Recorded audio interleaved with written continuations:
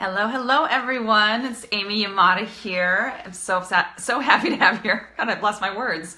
But if you're just joining me for the first time, thank you for joining me. And I love helping coaches and service-based entrepreneurs to deeply connect with yourself, your vision, and your audience and your ideal clients so that you can create the impact and the income that you've always wanted.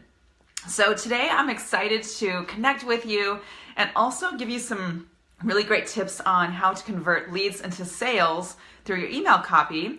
And hi, Ava. Thanks for joining. And before I jump in, I wanted to start off. Wow, I haven't had my coffee yet. I wanted to start off with sharing this really great quote. So my friend Karina got me this book. I know it's backwards, but it's a day planner 2018. And it's she got it for me because my word for this year is freedom. And so she was at the airport and it says freedom on it. So it was just really sweet of her. And it has these really great quotes in it. And so I wanted to share with you this really great quote that I just flipped through today and landed on this page. And it says, freedom is not the absence of commitments, but the ability to choose and commit myself to what is best for me. I'll read that one more time. Freedom is not the absence of commitments, but the ability to choose and commit myself to what is best for me. I just thought that was super inspiring because I think that in the entrepreneurial space, a lot of times we as entrepreneurs, use the word freedom, and I think it's a word that's loosely used, and I think sometimes it's good to define what that means for you or for me. And reading that was just said it all, because it's not about I'm just going to be fancy free and do nothing. I mean, I love what I do. And at the same time, it's all about having the commitments and choosing the commitments that are going to be in line with my bigger vision. So that being said, I wanted to start off with some of that inspiration there. And as I mentioned, today's all about converting leads into sales. Now, what that means is really thinking about how you're deeply connecting with your ideal clients. And maybe some of you have already been working on email list building, whether you're new to that or you've done it for several years now. If you haven't been list building, I do recommend it. I think it's a really great way to expand your audience base. And it's something that I think that people like Shanda Sumter and Devney Freeman, there's some people that teach really good strategies around that. That's not specifically what I teach, but I always want to give credit where credit is due when it comes to growing your list. And at the same time, what I often hear from people is that they've worked so hard to grow their email list and expand their following. And when they're putting themselves out there, they're getting crickets in return. And I really didn't realize this was a problem until I was noticing how that was something that was easy for me to get people to really be inspired by what I was sending out there and booking calls with me. And I noticed that other people were not having those types of results. So that being said, today is all about how to convert leads to sales with your email copy. So I'm going to go through 3 different things that can help you to really have your emails land. So having your message really be received in a good light from your ideal clients. And even in these 3 things, I'm going to break some things down for you. So feel free to take notes on this. Think of this as your free training for today. And I would totally recommend applying this right away, because the sooner you do it, the better. Anytime I learn something new, it's okay, I'll do this later, or I'll put this off until I have time to do it. And then the more time that goes by from learning it, it's less likely to happen. So I'm just going to go ahead and jump right in, because I know this is something that can really help you. So first of all, I'm going to share with you the 3 things to include in every email to get the results that you desire. So first of all, it's all about the subject line.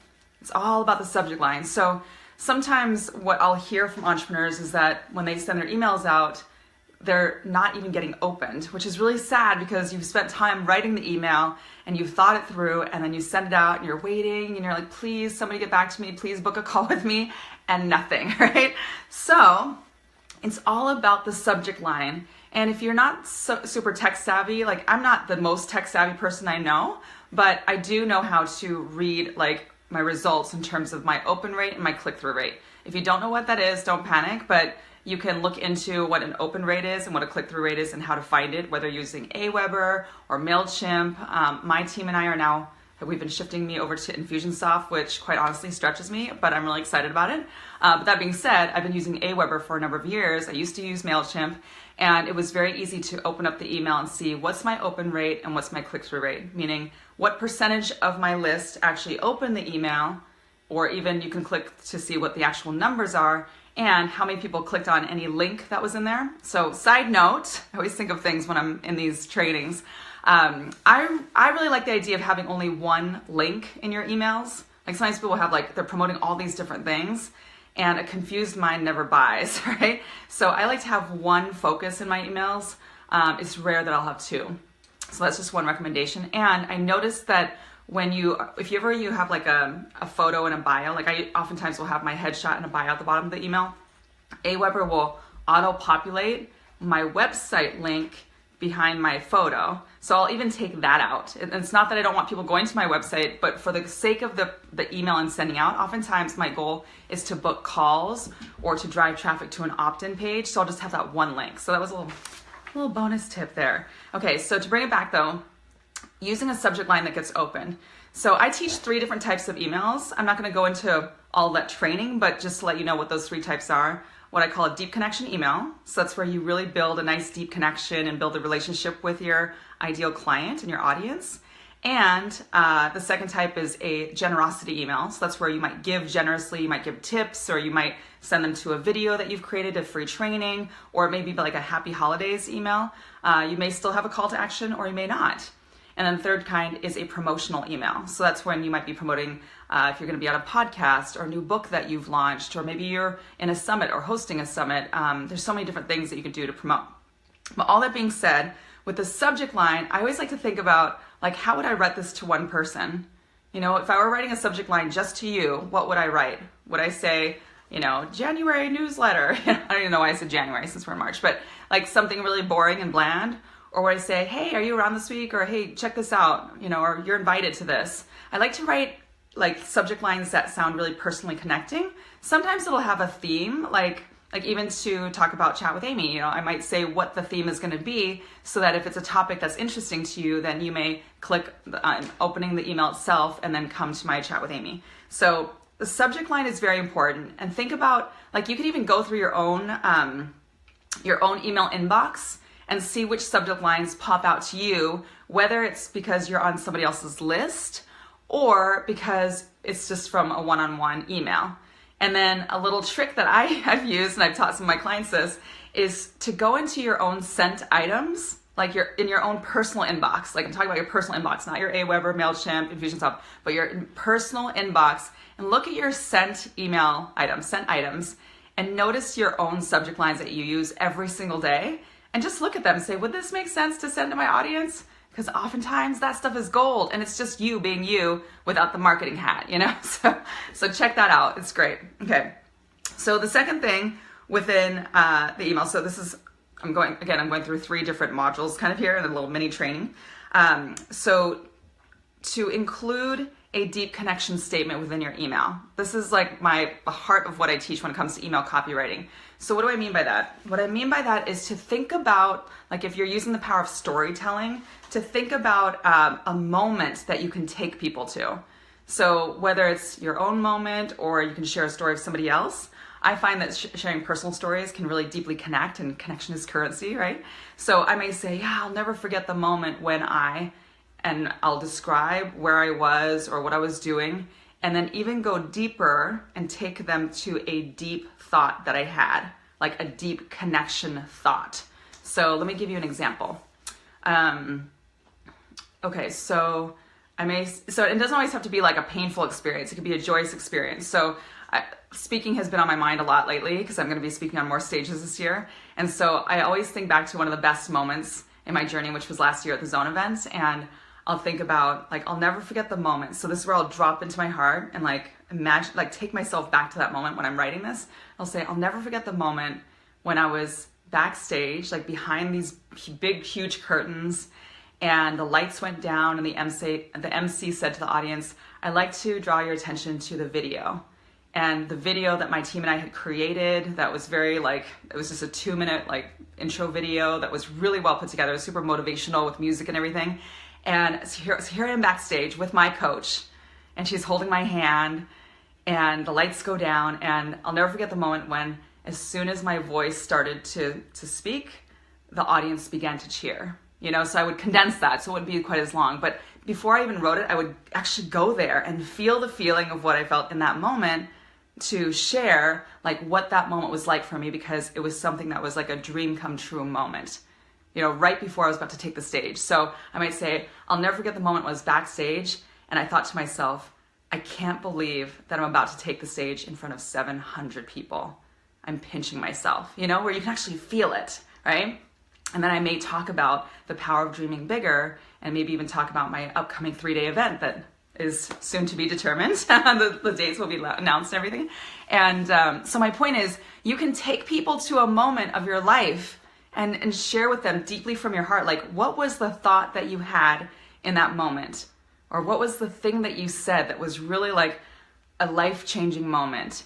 And if you're like, gosh, I'm not really thinking about a life-changing moment, it could be as simple as when you have like gone for a walk. Like I was going for a walk this morning with my dog, and we were out on the beach, and I had this aha moment, and then take them to that deep connection statement. So this is one of my favorite things that I teach, where it's not just useful in an email, but it can be useful when you're speaking on a stage, on a Facebook Live, if you're in a sales conversation. So this is like my golden nugget. So I invite you to use it in your next email that you send out to a list or to one person, or even in the next Facebook Live, okay? Okay, so moving along. Is this helpful so far? If so, say yes, yes, yes, yes, yes. I want to see some energy here. Okay, then the third essential is authenticity. And I know this word is thrown around a lot, but authenticity is so essential, because if you're not sounding like you, then the message is not going to land. So just think about just write like your normal self. And again, a cheat sheet is to go to your sent items in your own personal inbox to see, am I more casual? Am I more professional and polished? Do I like to write longer emails, shorter emails? I'm personally not a fan of super long emails. Like, it has to be really good if it's long, because I think that people do not have enough time in the day, or at least that's a mindset that most of us have. So if I ever get a really long email, I'm like, okay, this is a commitment, So I tend to like shorter emails, and authenticity wins. So I used to try to sound a certain way, and now I'm like, I just get to be me, which is a lot easier. So how about that? And then finally, a bonus tip is the second most read part of an email outside of the opening line is the PS.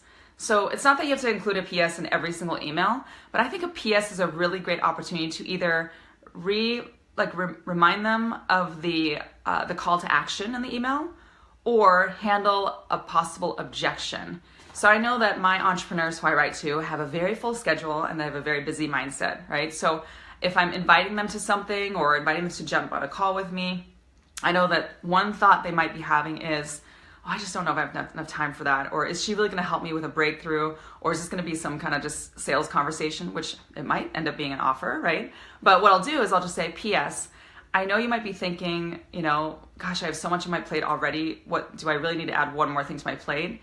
And I totally get it. I have a lot on my plate too. And this is your chance to really focus on you and what part of your business you're getting stuck, and letting me help you. So click on the link and let's chat, something like that. So the PS is great for either reiterating the call to action or handling a PS. So, okay, so that's under the 3 things to include in the email. So the subject line that gets opened, a deep connection statement, being authentic is very important, and then there's a bonus of the PS. If you're gonna write a PS, either focus on reiterating or handling an objection, okay?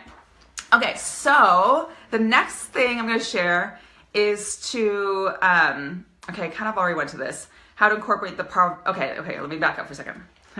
Not enough coffee this morning. I'm not on my A game, so I'm gonna do my best. You know what, okay, can I just tell you a quick story? This morning, so I had my coffee mug, and I have my lovely Nespresso machine that Ken got me for Christmas, that we actually brought to our Powerhouse retreat with I don't even know how many hundreds of pods, and we set up a whole little cafe for our Powerhouse ladies. So anyway, this morning, I'm again not on my A game, so I put my cup under the thing, and then I had the milk frother, my almond milk, and I'm like, oh, I'm gonna make this really good. And then I'm running around, and I come back, and the coffee's everywhere. It wasn't completely under the thing. Have you ever had that happen where you either forgot to put the mug under the thing or it's not quite under it and it goes everywhere? So anyway, that was my morning, but I just laughed because it was a funny moment, and then I just made another one. You know, that's part of life. It's like symbolic of life. Sometimes you spill your coffee and you clean it up and you make another one, and it's all good. So, okay. So the next thing I'm going to share with you is how to incorporate the power of deep connection in your email. So of course I mentioned the deep connection statement. That is such gold. Please take it, run with it, and use it. It is so powerful. And if you really want to take it to the next level, okay, right before you're about to sit down and write your email, I invite you to take a moment, because if you're like me, like this morning, I have lots of things going on. I'm up to a big game. Every month, every year, every week, I'm stretching myself because I've got really cool things coming up, right? I've got my team, I've got big events, retreats, travel. It's like there's a lot, and normally I'm a little bit more centered than this. So if I was in this energy, then I would say, okay, if I'm about to write an email, the way to deeply connect is to just take a moment. So you could practice this right now if you're in a place where you can do this. Push your feet firmly on the ground, right? That's about rooting yourself and grounding yourself into the earth, and be aware of your feet. And then just take a couple of deep breaths. Just, it always feels so good to center yourself. And before you write your email, think about your ideal client. Just be generous enough to think about them. And think about, maybe you imagine one of your favorite clients or a person that you know that embodies your ideal client. And just take a moment and think about them. Put yourself in their shoes. Put yourself in their heart and their mind. Just really connect in with them and think about, what is she or he thinking about right now? What is their pain point? What do they want more than anything? Like, take a moment to actually connect within before you sit and write your email. So this is like where it goes to like a deep energy level. And then when you are really thinking about them, you can actually feel what they're feeling. Like, I know that my coaches and service-based entrepreneurs, more than anything, they just want to help people and make a difference. That's their number one. That fulfills them so much. And second to that, they want financial freedom. And it's not even for them. Like, they want to live a great life, but they really want to be able to help others, to take care of their families, to give back in a big way. Like, I attract the most generous, kind, lovely people, right? I also know that they can get overwhelmed and stressed out. There are times when they feel financially stressed. I know that they also feel pretty confident about their fulfillment side of things, because if money weren't a thing, they would just help them. So it's the marketing and the sales that gets in their way. It's their confidence in putting themselves out there. It's them not fully valuing themselves. And of course, I can relate to all of these things because we're a reflection of one another, right? We attract who we have been, or even who we sometimes battle within ourselves now. So when you can really think about that person that represents your ideal client, take a moment, center yourself, think about what they may be going through, and think about, okay, now I'm inspired to write to them. And don't think of it as a have to, like, oh, I have to write a freaking email. I don't want to write it. You know, like, if you get into that energy, like, think of email. I don't know who said it first, but email is like energy mail, right? If you're sending it with that energy, think about, if you want to build a relationship with your audience or the person you're sending an email to, if that's the energy that you're bringing into the relationship, then what kind of relationship is going to be? So I like to take a moment, and usually I take a moment before even a Facebook Live. Clearly I did not do that today. Hopefully it's not clearly. Hopefully I'm still doing okay. But you know, you have days. I have days where I'm not on point. So I'm glad that I even took a moment in this exercise, because now I'm feeling more centered. So just take that moment, deeply connect with them. Okay. And then the third thing is so it's about creating a powerful call to action that books sales calls. So I noticed that sometimes entrepreneurs will say to me, like, well, I'm writing these emails and I am inviting them to a call, but no one's booking calls. No one's booking calls. I'm like, okay, show me your email. So usually it's missing the deep connection piece. Sometimes it's too long. Sometimes the story is way too long, which I get. I'm a chatty person, so I've worked on condensing my stories and thinking about just really what's relevant to the audience member. So when I do a call to action, I just think about like not making it sound all salesy, but just be honest. Like, so I'll say to them, whatever the topic was of the email, I'll say, so if this is something that you could use some help with, or if you're needing some support in an area of your business, especially when it comes to marketing, messaging, sales, and closing, or, I'll focus on maybe one or two of those items. I'll say, then just know that I'm here to help you. In fact, I've opened up some spots on my calendar this week, so you can click on this link to get access to my personal calendar and book a spot. And just know that my calendar does fill quickly. So if you want to chat, then click on it now and let's chat. So something that's just really personal sounding, it's connected, it's just authentically me. So it doesn't have to sound like what I just said. Just make sure it sounds like you. And my calendar does fill quickly, whether it's with these calls or something else. So, if somebody really wants to connect with me, then book it now. Like, let's not waste any time. And then again, as I mentioned earlier, I may reiterate it in the PS. So I'll just really think about like, why wouldn't somebody take me up on this? And then I'll handle the objection or just repeat it. Okay, repeat the call to action. So does this help? I'd love to know if this helps. Okay. So I also want to mention before we go into a quick Q&A, my life is funny. Before we go into a quick Q&A, I do have another free training. I know some of you came to my free training yesterday. I'm all about I just want to give you as much as I can so that you can have the breakthroughs that you can have in your marketing messaging, in building a deep connection with your audience and your ideal clients, in your copywriting, and in having heart-centered sales conversations. Because if you're like me, you want to make a bigger impact and you also want to create the income that you want, right? So next week, I'm gonna host another free training. So it's next Wednesday, the 21st? I think so. Next Wednesday at 12 p.m. Pacific. So if you want to join me, we're gonna go deeper on all of this. So how to write email copy that connects and converts. So some of it will be, redundant to some of this, but I'm gonna go much deeper into it so that you can really you can even plan out like your emails for the next few months and just really have it set. So if you're interested in that, just say, yes, I'm interested. Like just type that in right now, because then I'll make sure that you get the link to it. So yes, I'm interested. Yes, I'm interested. And then I'll be happy to invite you. And then I would carve out 90 minutes. Like I always say, it's gonna be an hour, but let's just be real. I like to give as much as I can. So I always like to carve out 90 minutes and then just think of that as my gift to you, free training, and then you can take that and run with it, okay? Okay, so it's Q&A time. Ask Amy anything. Okay, he says puppies. Yeah, I know, Bella's like hanging out. And okay, let's see.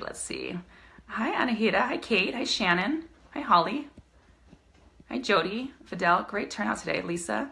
Okay, so I do see one question, and if you're wanting to ask a question, go ahead and type it in. Okay, so Shannon says, how do I know when the email is maybe a bit too long? Then what do I focus on to delete? What I know is probably not necessary. I know I can take that copy and use it another time, but I struggle with this. Oh, I get that. So Shannon, what I do is I write the email. I like to have a lot of space, and maybe you've seen emails like this where they're not like big chunky paragraphs, but there's like one sentence or 1 to 2 sentences in each paragraph. So there's nice spacing in it. What I do is I actually send it to myself, so I send myself a test.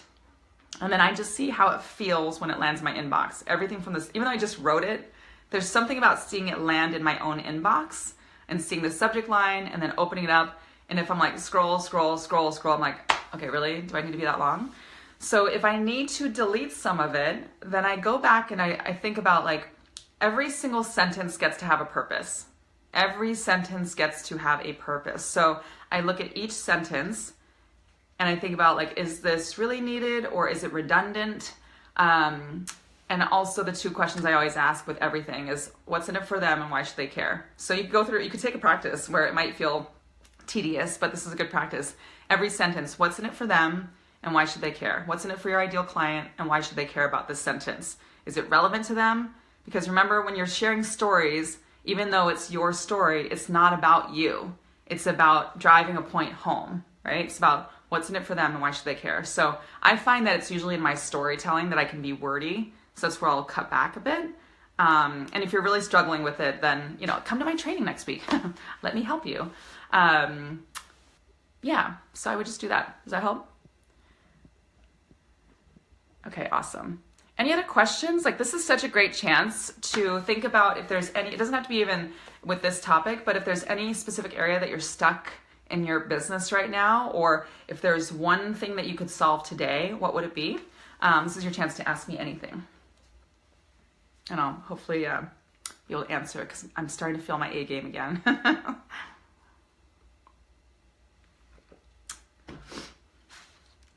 In the meantime, I'm going to share with you an act of kindness. So I don't know if I've told you guys this, but okay, I'm just gonna give you a little secret if I haven't. I don't think I've shared it online, but I have shared that I'm gonna have my first 3-day live event this year, which I'm scared and excited all at once. So see, the little voice still comes up for me. Like, it doesn't matter what part of the journey you're in. And I'm also really excited, and I'm just gonna tell you the name of it. It's called Dream Big. So my dear friend, photographer, web designer, and graphic designer, it's all one person, got me this pen. You can see it. And it says Dream Big. Anyway, it was just so sweet. It was when we were heading to Florida for my Powerhouse retreat, and she was sitting in the row in front of me, and she was like leaned back, and I saw this pen. Like, she's like, "It's a gift for you." I was like, "Oh, it's my Dream Big pen." So anyway, little side note, acts of kindness. It's so nice. Okay. Eva says, do you recommend a copywriter? Yeah, if copy is really not your thing, or even if it is your thing, hiring a copywriter is a great idea.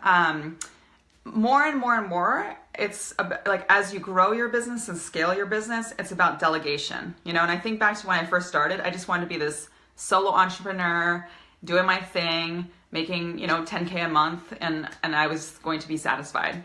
And then I realized that was just me focusing on me versus creating opportunities and expanding and making a bigger impact. And so I've gotten clear on what ultimately I would like to focus my time on. So ultimately, I would like to focus my time on speaking on stages or online, leading my team with my big vision, and coaching, and then writing books, So I as I've been growing, I've been delegating so much more and more and more off my plate as I've been able to expand my team. And I actually do now have a copywriter for the first time. Even though I love writing copy, I also know that I can have my copywriter be my voice, and we work in tandem. And that way I can really make a bigger impact. So yes, I do recommend hiring a copywriter. So Eva, we can chat about that too, because I have a couple of people in mind for you. So why don't you send me a private message, and then we can talk about that, and I'd be happy to recommend someone to you. Okay, Judy, how do you not sound salesy? I love that. This is such training sales is one of my favorite things. In fact, I have my 2-day intensive workshop that's coming up, my 2-day intensive Powerhouse workshop that's coming up in Rancho Santa Fe, California, June 24th and 25th. And part of the training there, besides marketing, messaging, copywriting, is going to be all about sales. So Judy, if that's something that's of interest to you, like, no pressure whatsoever, but go ahead and private message me, because that could totally help you. But just for the sake of the time we have now, I really focus on being authentic in my sales conversations and in my emails. So I read back what I've written. I'm like, does it sound salesy, or does it sound generous and being in service and providing a solution? So I'm always thinking about here's the question that each of you can ask yourselves every single day, right before you write an email, right before you talk to somebody on the phone, to say, how can I make the biggest difference today? Or how can I make the biggest difference for the person or the people who are receiving this email? How can I make the biggest difference for the person I'm about to talk to? And that way, even though we all get to and need to attract clients, once I'm on a call with someone or I'm about to write an email, I'm always thinking about, how can I help this person? And I set aside my needs, because I really want to focus on generosity and helping them. And that way the energy in my voice comes through, and just always coming from a place of love and compassion. So even in my sales training, I always tell my team and my clients and my colleagues, lead with compassion. Really put yourself in their shoes, lead with compassion, and stand for the vision at the same time. So some of you have heard me mention this before, but someone is always enrolling someone. Either the ideal client is enrolling you in their story of why they can't do something, or you're enrolling them in what you're offering to help them get to their vision. So I will always take a stand for you. I will always take a stand for you. If you have a bigger vision for yourself, then I will be the voice of your vision. and not your story. You know what I mean? So I will hear you. I will understand you. I'll do everything I can to understand where you're coming from. At the same time, I will always stand for your bigger vision. So it's tone of voice. It's being authentically you and focusing on making a difference. Monique says, my question is, every time I plan to do something that brings growth to building my list, something would happen to let me put it off. Have you experienced this, and what do you do? Oh, Monique, this is a great question.